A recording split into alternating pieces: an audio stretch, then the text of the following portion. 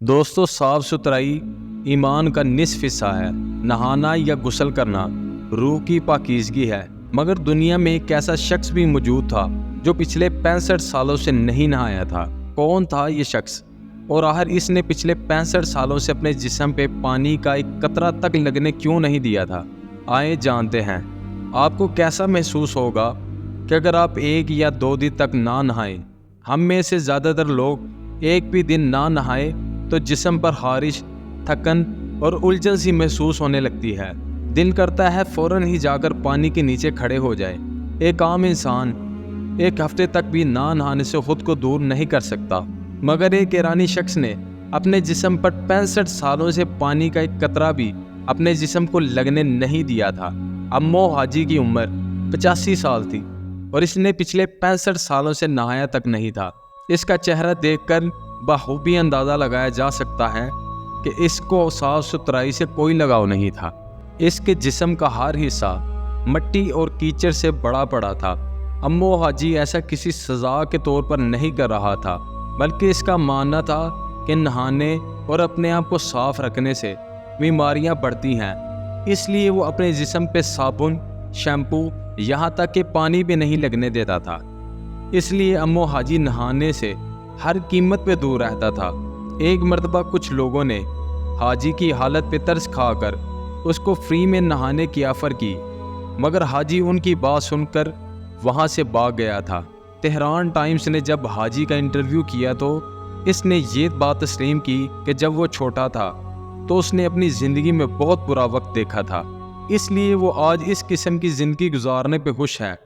حاجی نے انٹرویو میں کھل کر تو نہیں بتایا کہ آخر ایسا اس کے ساتھ کیا ہوا تھا، لیکن ہم بخوبی اندازہ لگا سکتے ہیں کہ کچھ نہ کچھ ایسا ضرور ہوا تھا جو پانی سے جڑا تھا۔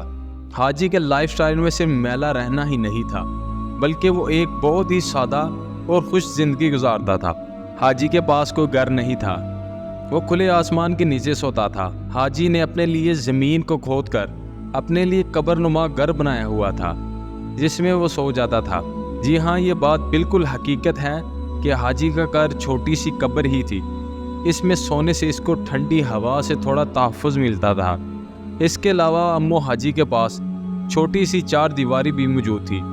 کچھ عرصہ پہلے چند لوگوں نے حاجی کی حالت پر ترس کھا کر اس کو ایک چھوٹا سا کمرہ بنا کر دیا تھا۔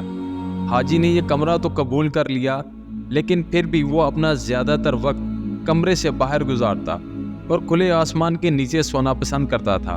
دوستو، امو حاجی کو کھانے میں تازہ پھل اور سبزیاں کھانے کی خواہش ہی نہیں ہوتی، بلکہ اسے کچرے سے گلا سڑا گوشت یا کچھ بھی ملتا ہے تو وہ خوشی سے کھا لیتا تھا۔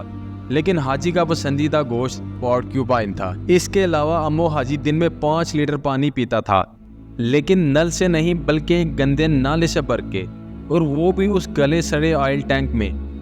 آپ کو یہ بات سن کر حیرت ہوگی کہ امو حاجی سگریٹ بھی پیتا تھا، لیکن عام لوگوں کی طرح ایک نہیں، بلکہ وہ ایک ہی وقت میں 5 سگریٹ پیتا، اور وہ بھی جب اس کے پاس موجود ہوتے، ورنہ وہ اکثر پائپ پیتا تھا۔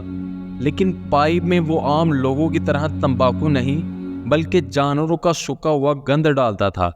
اس کے پاس پرانا جنگی ہیلمٹ بھی موجود تھا جو وہ سردیوں میں اپنے سر کو گرم رکھنے کے لیے پہنتا تھا۔ جسم کے بقیہ حصوں کو وہ کیسے محفوظ کرتا تھا؟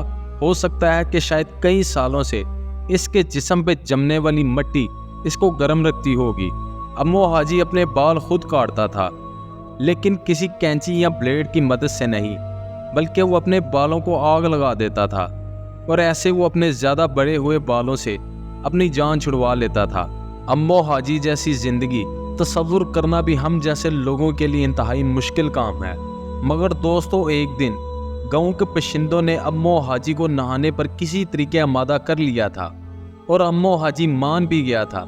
امو حاجی 65 سالوں میں پہلی بار نہانے کی وجہ سے چند ماہ بعد مر گیا تھا۔